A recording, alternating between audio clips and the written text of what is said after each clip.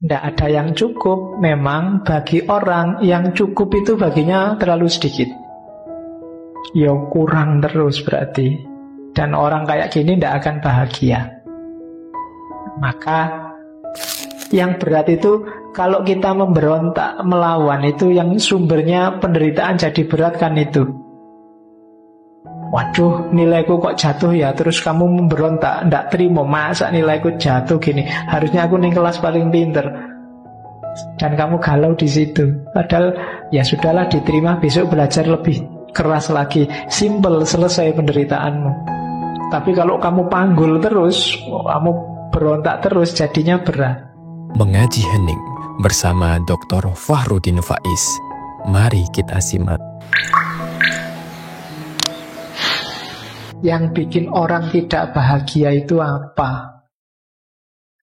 Epikuros punya teori, namanya tetrafarmakos. Kayak namanya obat ya, artinya memang obat. Ya. Cuma kamu cari di apotek tidak ada. Kamu cari di apotek, Mbak beli tetrafarmakos, tidak ada. Ya, adanya di Epikuros. Tetrafarmakos itu artinya 4 obat biar kamu jadi orang bahagia. Oke, 4 obat itu apa? Nanti kita jelaskan satu-satu ya. Yang pertama, Tuhan tidak perlu ditakuti. Kematian tidak perlu dicemaskan. Hidup yang bahagia, hidup yang baik itu gampang. Menahan penderitaan itu juga gampang. Obatnya 4 ini. Hidupmu pasti bahagia, katanya Epikuros. Dan itu di bukunya dia ngomong, meditate on these ideas day and night. Perintahnya Epikuros, coba pikirkan 4 hal ini, these ideas, siang atau malam. And the ones related to them. Dan hal-hal yang berhubungan dengan 4 hal ini. Both alone and with someone like yourself. Kamu pikirkan sendiri apa sama temanmu boleh. And you will never be badly disturbed. Kamu tidak akan bingung lagi, tidak akan galau lagi. Apakah kamu sedang bangun atau sedang mimpi? Obatnya 4 ini. Kalau nggak percaya, kamu pikirkan sendiri atau sama temanmu 4 hal ini. Yang pertama apa? Tuhan tidak perlu ditakuti. Maksudnya, kita tidak perlu takut sama Tuhan.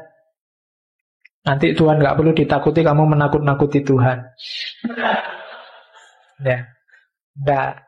Jadi, kenapa Epikuros ngomong gini? Karena sebagian besar kita, nama relasinya sama Tuhan itu relasi takut. Takut dikasih musibah lah, takut disiksa lah, takut Tuhan murka lah, takut. Itu yang bikin hidup kita tidak tenang. Wah, ini jangan-jangan Tuhan marah nih, masuk neraka deh aku. Wah, jangan, selalu takut kita sama Tuhan. Katanya Epikuros, ini sumbernya hidup kita galau. Itu loh. Takut ada gempa, takut ada gunung meletus. Ini kalau Tuhan marah, ada banjir, ada gempa, ada gunung meletus. Wah, ini Tuhan sudah murka ini sama kita. Kan selalu begitu kita sama Tuhan. Katanya Epikuros, ini sumber kegalauan. Jangan takut, katanya Epikuros. Tuhan itu bukan sumber bencana. Kalau bis kan ada sumber kencono. Sumber bencono itu kan ya. Ya, Tuhannya bukan sumber kencono itu. Jangan diposisikan Tuhan sebagai sumber bencana. Itu yang bikin relasi kita cuma rasa takut. Katanya Epikuros, bencana yang terjadi itu jangan mengkambing hitamkan Tuhan. Itu ada rumusnya sendiri. Sudah ada hukum alamnya, ada sunatullahnya. Kenapa kok ada bis masuk jurang? Wah, ini takdir ini. Iya, kamu nyalahkan Tuhan lagi. Kalau dihitung rumusnya ada, mungkin supirnya ngantuk, mungkin bisnya nggak layak jalan, mungkin supirnya salah perhitungan, macam-macam. Mungkin jalannya licin, rumusnya kan itu. Jangan menyalahkan Tuhan. Kalau ada banjir, ya kamu sendiri ngerti rumusnya. Kalau kamu nutup got-got, kalau gaya hidupmu nggak bersih, kalau rumahmu ada di pinggir sungai, yo airnya datang. Air itu dari tempat yang lebih tinggi ke tempat yang lebih rendah, kan rumusnya itu. Dan Allah nggak akan mengkhianati itu kalau itu sunatullahnya. Masa rumahmu di bawah terus airnya datang, wah ini nggak boleh ini kesayangannya Allah terus airnya muter gini kan nggak. Jadi segalanya sudah ada rumusnya. Nggak usah kita nggak usah kita takut pada Tuhan gara-gara itu. Jadi seandainya kita percaya Tuhan, relasinya jangan relasi takut. Itu bikin hidup kita tidak tenang. Kadang-kadang kita sudah sholat benar, sudah ibadah benar aja masih ketakutan. Diterima nggak ya? Waduh, sholatku 50% nggak khusyuk, ini gimana? Takut terus. Itu Tuhan juga bingung, mau menghibur kamu tenang aja ya nggak bisa. Bu ya caranya, mungkin gitu Tuhan. Kamu ketakutan sendiri sih tanpa alasan. Iya. Tenanglah hidupmu. Bukan Tuhan biang keladinya macam-macam bencana. Hidup sudah ada rumusnya sendiri. Kalau kamu kurang ajar ya nggak disukai orang. Itu kan rumus namanya. Kalau kamu asal ya nanti mesti celaka. Itu rumus sudah. Jadi ndak usah terlalu takut sama Tuhan. Allah itu sudah menciptakan alam semesta dengan rumus-rumusnya, dengan hukum-hukumnya. Itu bahasa Islamnya begitu. Kalau ini bahasanya Epikuros. Terus ini yang saya bilang tadi. Epikuros itu jajal pakai logika, menganalisis Tuhan. Ini dulu pernah saya bahas ketika ngomong tentang argument of evil, argumen kejahatan yang melawan Tuhan. Katanya Epikuros, ayo dipikir ya, tentang bencana alam. Ini namanya trilema. Trilema Epikuros. Alam ini kan banyak sekali kejahatan. Orang kan sering mengaitkannya sama Tuhan. Tentang kejahatan, apakah kejahatan manusia atau kejahatan alam, itu kira-kira kehendaknya Tuhan atau bukan, kekuasaannya Tuhan atau bukan. Epikuros tanyanya gini, trilema itu kelanjutannya dilema. Kalau dilema kan ada dua pilihan, kamu harus milih salah satu. Kalau trilema itu 3 persoalannya. Kalau 5 berarti pancalema. Ya nanti Pancasila kalau nggak jelas maunya kemana jadi pancalema. Oke, katanya Epikuros, kira-kira kejahatan itu Tuhan mau tapi tidak mampu melenyapkannya. Kalau kayak gini, berarti Tuhan itu tidak usah ngaku dia maha kuasa. Wong Tuhan kok tidak mampu. Terus pertanyaan kedua, kalau memang Tuhan mampu, kira-kira Tuhan mampu, tapi dia nggak mau, ayo gimana? Oh ya berarti nggak usah ngaku Tuhan juga. Tuhan katanya maha penyayang. Masa tidak mau menyingkirkan kejahatan? Problem kedua. Problem ketiga, ya Tuhan itu mampu juga mau, maha kuasa, maha penyayang. Loh buktinya masih ada kejahatan. Loh, Tuhan itu berarti kalau begitu ya tidak mampu, ya tidak mau. Ya kalau gitu nggak usah disebut Tuhan. Ini namanya trilema. Jadi adanya bencana itu secara logis membantah eksistensi Tuhan. Saya tidak akan jelaskan ini panjang. Dulu sudah tak jelaskan di Theodicy, Problem of Evil. Kalian tinggal mau refer lagi ke rekamannya ini. Cuma saya sisipkan sebentar waktu ngomong kebahagiaannya Epikuros. Kita lanjutkan ke untuk menghindari ketidakbahagiaan yang kedua. Kematian. Yang bikin orang galau, yang kedua, sebagian besar adalah tentang kematian. Banyak orang takut nasibnya besok setelah mati, sehingga hidupnya tidak tenang. banyak hal yang bisa dia nikmati, tidak bisa dia menikmati. Karena membayangkan besok aku kalau masuk neraka disetrika, ditusuk-tusuk, dibanting-banting kan ngono. Gambaran kita tentang neraka kan begitu. Dulu waktu kecil saya membaca komik neraka itu, ngerinya luar biasa itu. Karena ada itu kan komik itu, neraka itu penuh dengan peralatan tukang di sana. Iya loh, ada palu, gergaji, lenggis, pokoknya di sana semua. Bayangkan, itu kan kamu membayangkan itu aja kan ngeri luar biasa. Wah. Jadi katanya Epikuros gini loh, itu kamu termakan bayanganmu sendiri. Coba lihat baris ketiga itu. Kematian tidak perlu dikhawatirkan hari ini, karena kita sekarang masih hidup. Juga tidak perlu dikhawatirkan nanti, karena nanti kita sudah nggak ada. Ya, nanti Epikuros dikenal orang yang tidak percaya Tuhan, juga tidak percaya hidup sesudah mati. Tapi kalau pakai logika kayak tadi, logika yang awal tadi, bahwa yang kalimat pertama jelas, nggak usah galau dengan kematian, wong kita masih hidup. Kalau besok sudah mati kan belum jelas ada apa besok sudah mati. Kok kita sudah galau? Belum-belum, ya belum-belum itu bahasa Jawa ini durung-durung. Tidak tahu di bahasa Indonesia baku apa ndak itu. Belum-belum kok sudah takut itu. Durung-durung kok wis wedi gitu.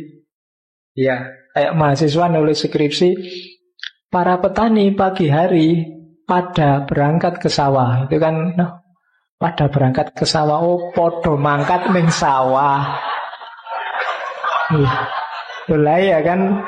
Berarti aku sing nulis Jawa asli itu kan.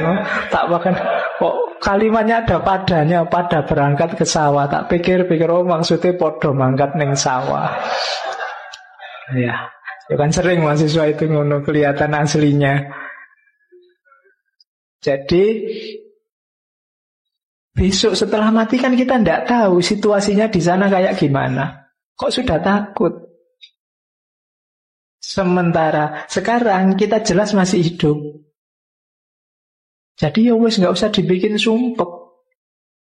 Kalau kita hidup baik sekarang, ya besok insya Allah ya baiklah. Jadi nggak usah galau dengan kematian. Itu kan kayak semboyannya Gontor itu loh. Gontor kan punya semboyan, berani hidup apa? Yang Gontor kan banyak. Jangan takut mati. Oke, kalau takut hidup mati saja. Jadi jangan takut hidup juga jangan takut mati. Biasanya orang yang sudah putus asa itu tidak berani hidup. Sementara orang yang sukses biasanya tidak berani mati. Sumber galau kita di situ. Kita uripe iki wedi terus. Tidak ada yang bikin kita santai. Takut terus, sama Tuhan takut, sama hidupnya sendiri juga takut. Sama masa depan yang tidak jelas kita juga takut. Besok jadi apa ya kita? Ya besok ya dilihat besok. Kamu galau untuk besok kok mikirnya sekarang. Nah itu kesalahan kita di situ, katanya Epikuros. Kematian nggak perlu dikhawatirkan sekarang karena kita masih hidup. Dan juga nggak perlu khawatir nanti, karena nanti itu kita sudah nggak ada, kita sudah mati. Jadi kematian tidak perlu dicemaskan. Singkirkan kecemasan itu. Mati itu kan berakhirnya pengalaman indrawi, katanya Epikuros. Kita takut sakit, kita takut itu kan indrawi. Begitu kita mati, jasad indrawi kita sudah selesai. Sudah mengurai, sudah dikubur, sudah selesai. Seandainya ada rohani, ya nanti roh itu kan yang masih ada. Epikuros ini kalau dalam filsafat pewaris atomisme. Demokritos, dia percaya bahwa hidup ini modelnya adalah atom. Isinya cuma dua, atom sama kekosongan. Jadi Nanti susunan-susunan atom inilah yang bikin alam semesta ini macam-macam. Susunan atom tertentu melahirkan kayu, atom tertentu melahirkan batu, struktur atom tertentu melahirkan manusia, dan seterusnya. Atom-atom ini sifatnya abadi kalau di atomisme, dan itu diwarisi oleh Epikuros dari Demokritos, filosof Yunani awal, filosof alam. Kalau kalian susah menggambarkan atom, bayangkan mainannya anak kecil-kecil, Lego. Lego itu kayak atom macam-macam itu, Legonya sama, cuma kombinasi-kombinasi Lego itu bisa melahirkan barang macam-macam. Bisa jadi robot, bisa jadi kapal, bisa. Itu karena cara nyusun Lego. Itu kombinasi antara Lego dengan ruang kosong. Nah, alam semesta juga begitu. Bahannya namanya atom, nanti konstruksi macam-macamnya melahirkan isinya alam semesta ini. Itu atomismenya. Sengaja nggak saya angkat di sini kapan-kapan kalau kita ngomong metafisika yang masuk ke atomisme. Jadi yang kedua, untuk bahagia nggak usah takut mati. Yang pertama, nggak usah takut Tuhan. Yang ketiga, nggak perlu terlalu dalam mikir mencari bahagia. Untuk bahagia itu mudah. Cara untuk bahagia apa? Nikmati hal-hal sederhana di sekelilingmu secukupnya, jangan berlebihan. Perhatikan kata-kata sederhana dan secukupnya. Sederhana, tapi kalau kamu menikmatinya berlebihan, tidak akan lahir nikmat. Minum air putih itu sederhana, tapi kalau kamu overdosis air putih, sama, masuk rumah sakit juga. Kalau nggak percaya boleh dicoba. Sekali minum sak galon misalnya. Oh itu sederhana. Alah Pak cuma air putih aja kok. Iya ning sak galon. Ya tetap rumah sakit hasilnya. Jadi bahagia itu nikmatilah hal-hal kecil. Punyanya apa ya itu dinikmati. Punyanya HP jadul ya ndak apa-apa HP jadul. Punyanya HP zaman dulu bisanya cuma buat SMS. Ya wis SMS-an aja ndak apa-apa. Nggak masalah. Nggak bisa buat internetan Pak. Ya nggak usah mikir, nggak usah bercita-cita internetan kalau HP-nya jadul. Yang bikin galau itu kan HP-mu HP jadul, keinginanmu untuk surfing dan main game internet yang susah itu. Ya mesti aja terus kamu galau. Kamu hidupnya di sini, cita-citamu kawin sama artis Hollywood, ya itu hidupmu galau. Kamu nggak menikmati yang sekelilingmu. Nikmati aja yang di sekelilingmu, yang kecil-kecil, yang sederhana, dan menikmatinya juga secukupnya, nggak usah berlebihan. Sudah selesai dan kamu bahagia. Oke. Terus, dan nggak usah takut, Pak, gimana kalau hal-hal kecilnya kita nggak punya? Nggak, pasti punya. Dan katanya Epikuros, hal yang menyenangkan sederhana itu biasanya lebih mudah kita peroleh. Nafas, paling enggak kan, ambekan itu kan gratis. Bisa kamu ambil kapanpun. Kamu buang kapanpun juga boleh. Ya kan? Ambil nafas gratis. Alhamdulillah masih bisa bernafas. Jangan sampai lupa loh ya. Ya. Kalau lupa, gawat itu. Bernafas saja lupa. Kalau lupa akan ada yang nyuruh. Kalau lupa bernafas, kamu pakai headset. Headsetnya bunyinya tarik, lepaskan. Tarik, lepaskan, biar nggak lupa. Jangan sampai lupa bernafas. Itu kan gratis. Teman. Loh, temanmu ini sebanyak ini kan teman semua. Nikmatilah. Punya kenalan di kelas, nikmati. Nikmati itu maksudnya bukan kok. Ya, jadi pikiranmu mesti merono kalau bahasanya. Jadi, banyak hal gratis sekelilingmu. Ngaji aja kamu dapat minum gratis, nikmati. Jadi yang sederhana dan enak itu mudah sekali kamu capek. Bahasanya Epikuros, alam ini menyediakannya bahkan berlebih untuk dirimu. Cuma kamu aja sering rewel, cerewet, minta yang lebih, menginginkan yang di luar jangkauanmu. ya mesti wae hidupmu terus sumpek. Jadi rumusnya orang bahagia itu simpel. Nikmati yang sederhana dan gratis dan secukupnya di sekelilingmu. Sudah kamu bahagia. Makanya ada kata mutiara dari Epikuros, let us thank the wise nature, for she had made the right thing easy and unnecessary thing heavier. Mari kita berterima kasih pada alam yang bijaksana. Karena alam menyediakan hal-hal yang baik, mudah diperoleh, dan hal-hal yang tidak penting lebih susah diperoleh. Tadi kan ada yang natural tapi natural penting, ada natural tidak penting, ada tidak penting. Kalau kamu jeli, yang tidak penting itu kan lebih susah diperoleh. Yang tidak alami juga lebih susah diperoleh. Yang natural lebih mudah diperoleh. Itu wise-nya nature katanya. Ya kalau kita hari ini, itulah kebijaksanaannya Allah, kebijaksanaannya alam. Kalau hidupmu mulai susah, kamu mulai bingung meraih sesuatu kok susah, berarti ada yang kamu sedang mengejar yang tidak natural. Kalau kamu mengejarnya yang natural-natural, biasanya lebih mudah. Dan itu sudah rumusnya alam. Maka terima kasihlah pada alam. Yang baik itu mudah diperoleh, dan yang tidak penting itu lebih susah diperoleh. Kalau sebaliknya mungkin kita akan pusing. Jadi ini antitesisnya lagunya Omar Irama itu ya. Kalau Omar Irama kan yang enak-enak susah diperoleh, yang ya kan, mengapa yang enak-enak sih ya susah diperoleh. Itu nyanyiannya setan begitu. Nah kalau nyanyiannya alam, justru yang enak itu mudah diperoleh, yang simple itu mudah diperoleh. Jadi itu Epikuros. Oke, yang bikin sumpekan ini, kita tidak pernah merasa cukup kayak tadi. Nothing is enough for the man to whom enough is too little. Tidak ada yang cukup. Memang bagi orang yang cukup itu baginya terlalu sedikit. Ya kurang terus berarti. Dan orang kayak gini tidak akan bahagia. Maka